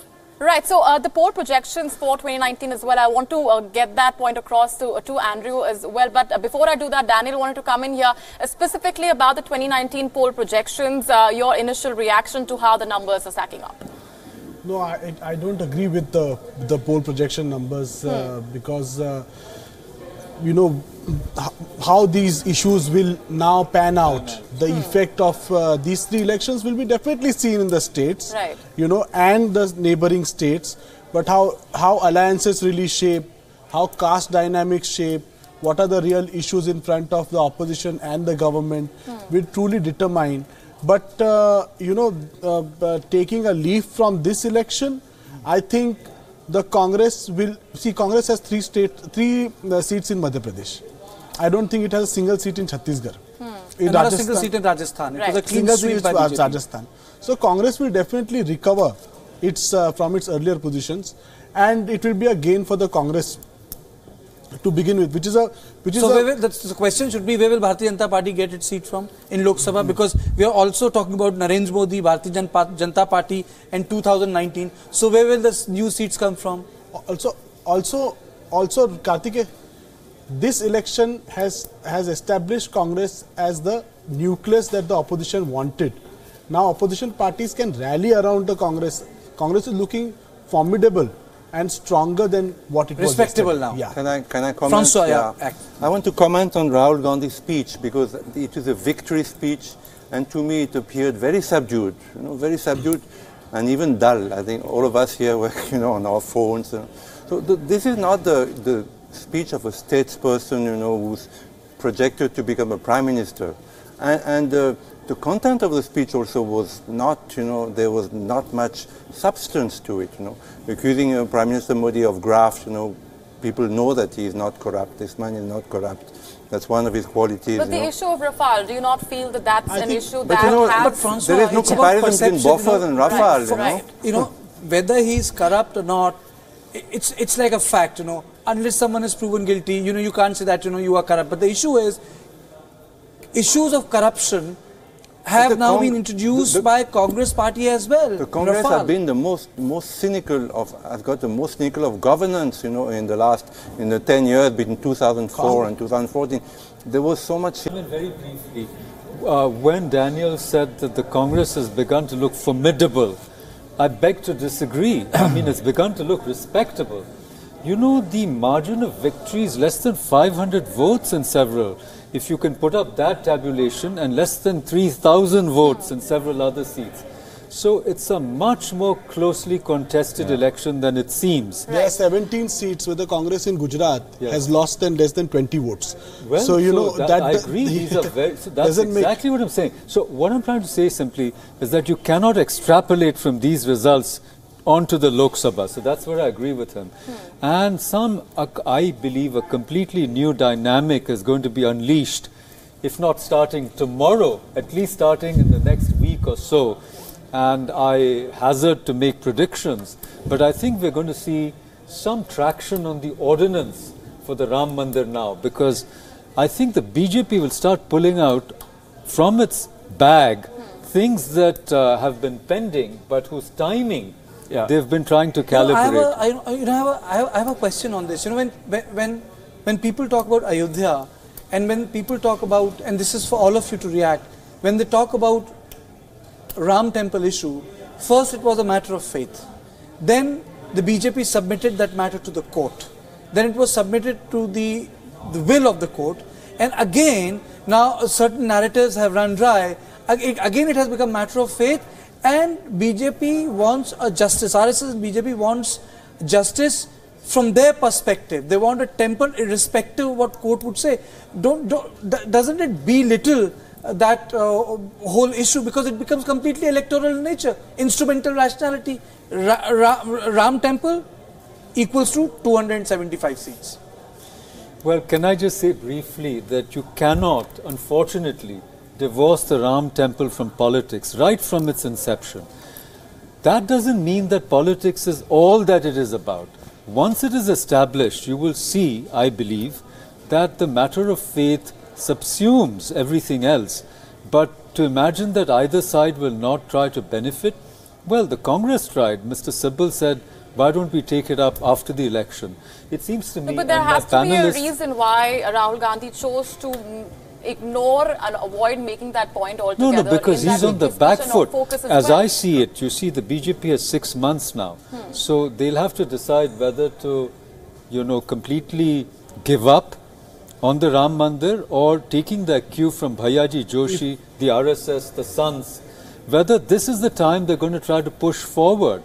You know, and so that's what I'm trying to say. But in terms of the tonality of the victory address of sorts being made by Rahul Gandhi, because several aspects that have gone untouched so far, but speaking specifically on his attack on the Prime Minister, on the issue of corruption, on the issue of unemployment, saying that that's the reason why he was elected and he needs to get to work, quote unquote, the aggressive tonality that we are seeing coming in from Rahul Gandhi, but that's something that Francois has said does not indicate any vision for 2019. Is that true? No vision. No, I really think that this speech that Rahul Gandhi gave was, this press conference that he held, was very Rahul Gandhi style press conference. Right. Yes, you can categorize it as dull and boring, but it was humble in victory. If Modi would have won 3 states today, from 7 RCR to the BJP headquarters, all roads would have been shut.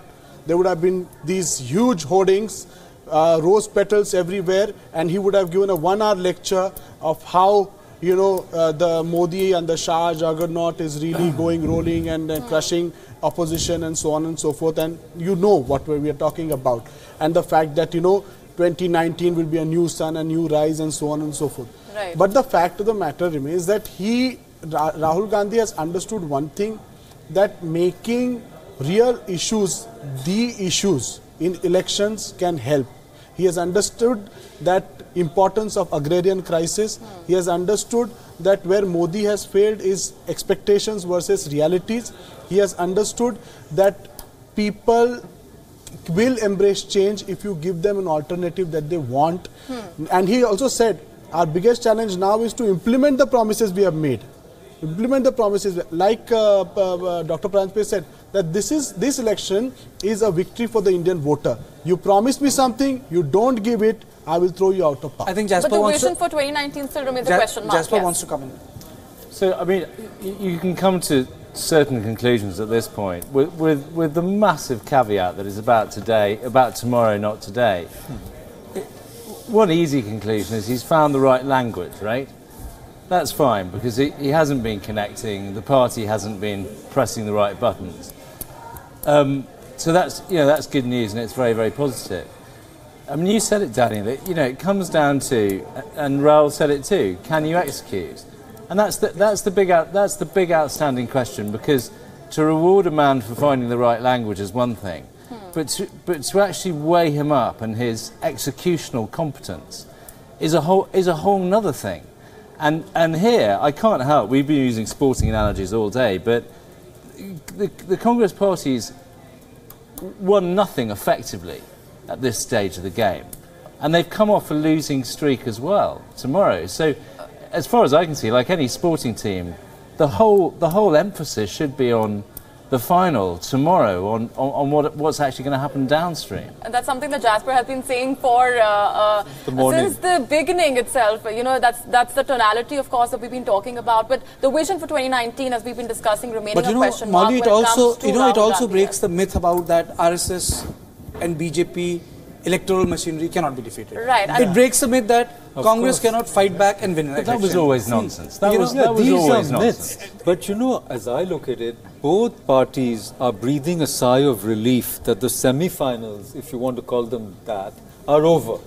So now there'll be a regrouping, re-strategizing, and all eyes and all efforts will be on the 2019 Lok Sabha. Absolutely, and taking a cue from what Mr. Pranjpe also just said, of course, this is a huge tell sign of what lies ahead for 2019 is something that many have been talking about for quite some time now. Why don't we take a look back at what the last few hours and days and weeks have looked like and what impact they will really have for the next few months. 4 years ago, Narendra Modi led his party to their highest ever tally in any general election. But at the tail end of his first innings, he's staring at the biggest loss in the last 4 years. Take a look at our next report for more. Mahatma Gandhi ने चंपारण में अंग्रेज मुक्त हिंदुस्तान की बात कही थी। आज यहां से जुगल बनना चाहिए, गांधी मैदान से जुगल बजना चाहिए, कांग्रेस मुक्त भारत का सपना हिंदुस्तान साकार है। A slogan that caught the imagination of India and propelled Narendra Modi to absolute power. Not enjoyed by any Indian Prime Minister in 3 decades.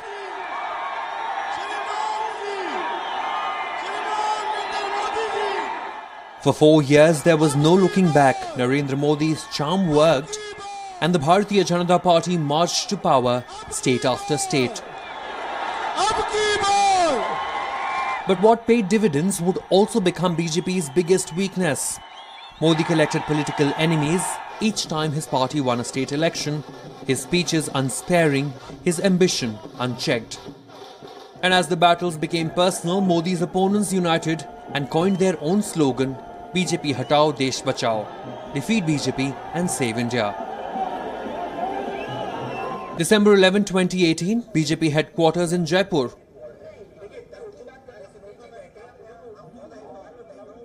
December 11, 2018, BJP headquarters in Raipur. Modi faces biggest electoral loss since he came to power at the centre. It's a huge setback for Bharatiya Janata Party, and it's a big victory for Congress, and it also adds to the credibility of Rahul Gandhi. But the victory in Madhya Pradesh, Chhattisgarh and Rajasthan will be attributed to Congress President Rahul Gandhi, who took over as the president of the party a year back. And another important development, I would say, of this election is that it raises the importance of Congress in the larger opposition stock, whereby it will be able to call shots. Earlier, Congress was not being able to call the shot because of its reduced, heavily reduced number in Lok Sabha. But now, at least we can say that the game is open for 2019. Clearly, Congress is here to stay, as these state elections show. But will this have a bearing on BJP's star campaigner? Bureau Report, Wion, World is One. And just a sample of what the narrative has been and will be about for the next few months. Also getting in further reactions from Abhishek Manu Singhvi joining us on the broadcast. Good evening, Mr. Singhvi. Your initial reaction to what the numbers have been shaping up like so far?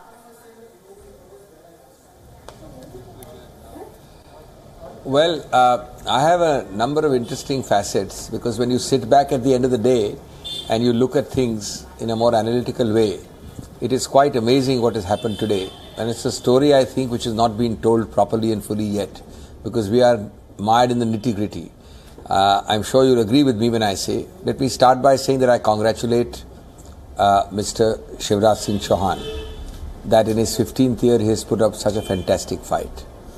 I think we need to acknowledge that, and in that state, but for that one mascot, they have nobody.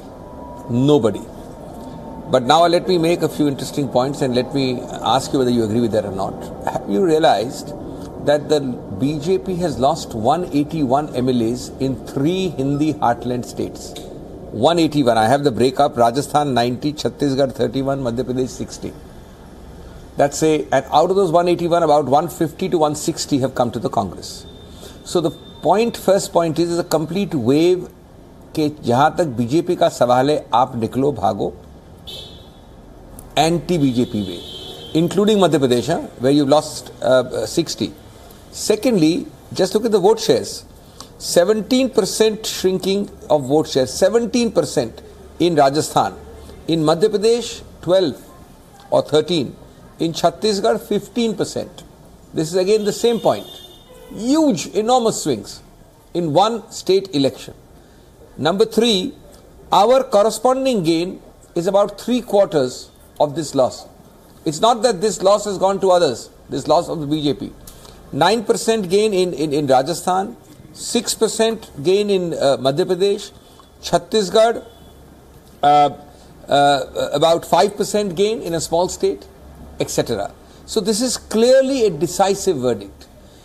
Number 4, BJP is 0-5 in this election. Don't forget that. Across the map of India, in fact, one swathe is connected directly 4 states and one far off in the northeast.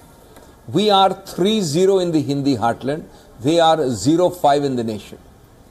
Number 5, AAP has escaped notice, but they fared very badly. The last I saw in each of the 3 states, AAP got less than Nota, N-O-T-A. Okay. So the ghost beat them. And last but not the least, I think India Today survey on this is very important to see. Mr. Bisht addressed the maximum rallies in places like Chhattisgarh, 23 rallies. The result was the maximum which the Congress could have hoped for. He addressed 26 rallies in Rajasthan. These are 5 times the rallies addressed by either Amit Shah or Modi. And you see the result in Rajasthan.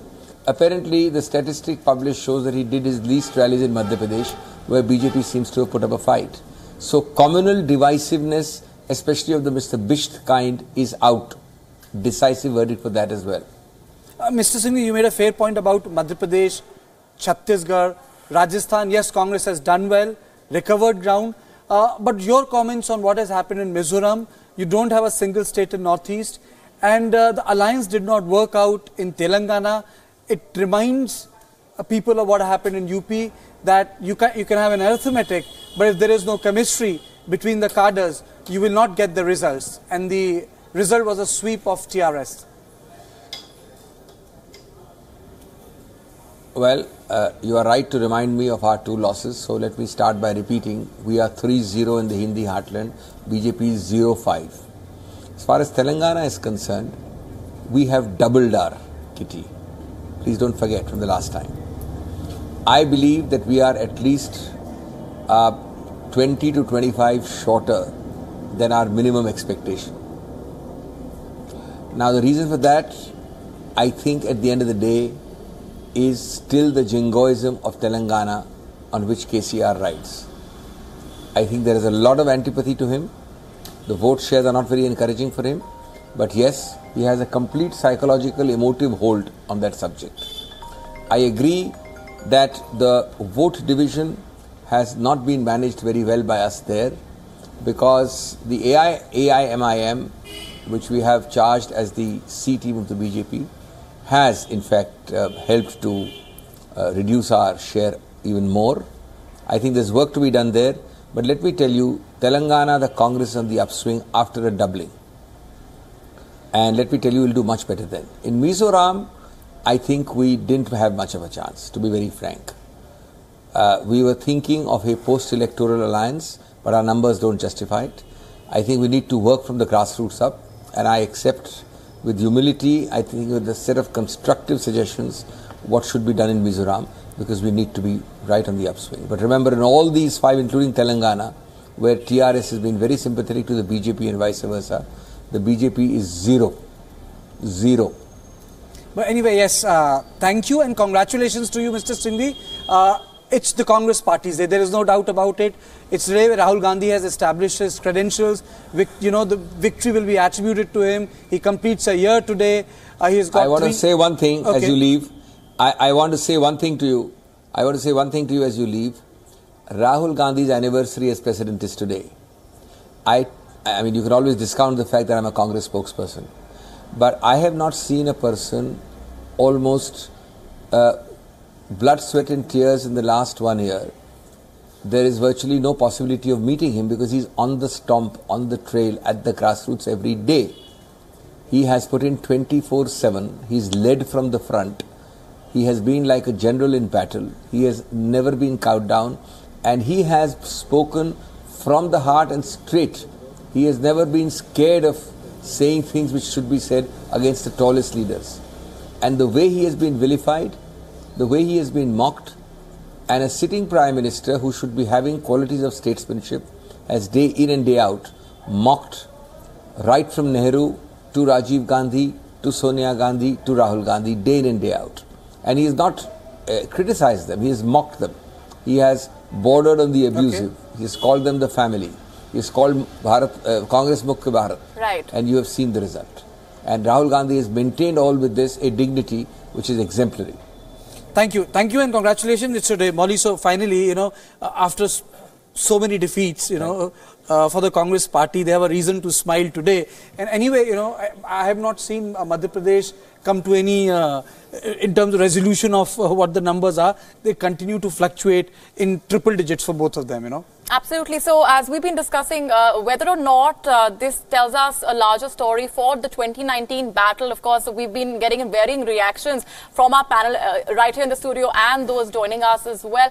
But let me also go across to my colleague Krishna Kumar, who's breaking down what these numbers tell us for the 2019 battle, the source, of course, being VMR. Krishna, going ahead to you.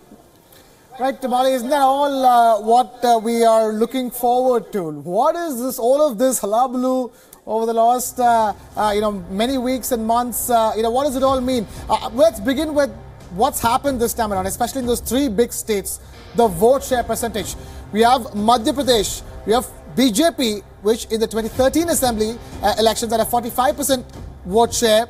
In the state assembly elections. In Lok Sabha, it went up 54, and eventually 27 seats in the parliament was taken up by the BJP. Now it's 41% in the assembly elections, and the projection is that it's 50%, which means that it will lose 2 seats. That's what it means. The tough neck-and-neck fight in BJP in Madhya Pradesh means that the BJP is in all likelihood, again, projections, estimates, 2 less seats in the parliament. Rajasthan, big problem. 25 seats in the 2014 Lok Sabha elections, vote share of 55%, and now the projection is 49% because this time around in these assembly elections it's 39%. So that means they will lose 5 seats in the parliament because of the way Rajasthan has turned out. Let's now move on to the other state that we have lined up. That's Chhattisgarh. Chhattisgarh, 10 seats in the parliament. They will lose half of it. And that's because the vote share, which went up from 41 to 49 in the 2014 parliament elections, is down to 33%. And that will be at around 41%, 5 seats instead of 10 from Chhattisgarh for the BJP. It will be just 5 seats. So what we've essentially done is seen the vote share percentage, the way it's been in this battle for 5 states, and based upon that, projected what could be the likely vote share and consequently the kind of seats that the BJP and the Congress will be getting. And this is the 2019 projections, ladies and gentlemen, for North India, for a broad categorizations, for a lack of words, 10 states, 172 seats. The NDA, National Democratic Alliance, led by the BJP, 91 out of them projected to win, 91 out of them. The UPA, led by the Congress Party, 76 out of them, and others 5. That is North India, which consists of 10 states, the biggest belt, 172 seats. Now, West India, 6 states, 103 seats. NDA 81, UPA 22. It's probably because you have Gujarat and Maharashtra in the west of the country where the BJP still does have a very strong hold. So, that is the projection for West India, 6 states, 103 seats with NDA with an overwhelming majority. East India, 12 states, 137 seats. NDA projected to win, which is BJP, projected to win 54, and the UPA, led by the Congress Party, projected to win 73. Major gains in the east of India that's expected. Overall, that includes West Bengal, Orissa, and all the 7 sisters of the Northeast. That's East India projections. And then let's come down to the south of India in terms of what BJP and Congress are going to do. 8 states, 131 seats. NDA expected to win 64. UPA expected to win 65, as in BJP-led NDA 64. Congress-led UPA at 65, neck and neck in south of India, because you do have states where it is rather a tough competition for these 2 states, these 2 big parties to take seats. That is what it's going to mean. All India, ladies and gentlemen, this is the projection of what's going to happen in the 2019 Indian general elections. The big questions hanging over it. Will Prime Minister Narendra Modi come back to power? Will the BJP-led NDA come back to power? All India 543 parliamentary seats, out of which the NDA gets 290 and the UPA gets 236 and others 17. Yes, which basically means it's the NDA government led by the BJP that's going to form the government by the projections that we have from VMR. But what's important to note here is that this number of the BJP-led NDA 290 is a massive loss as compared to the performance in the 2014 general elections. And the UPA, it's a massive gain for the UPA, over 50-seat gain for the Congress-led UPA in the upcoming 2019 elections. These are the projections. 52 is how much number of seats the Congress is expected to gain. And then BJP losing 70. These are projections based on the way the battle for 5 states have gone. Kartikeya, Molly, and all the panelists over there, we have a very, very interesting reading of these projections, isn't it? Absolutely. I think panelists will have a lot of questions, but one thing I have to inform our viewers that Vasundhara Raje Scindia has put in her papers. So the Rajasthan as a state is gone. The only state where both parties are waiting is Madhya Pradesh. Molly. Right. Andrew Whitehead has been wanting to come in on those projections. We're just about 2 minutes before we wrap this up. Andrew, go ahead.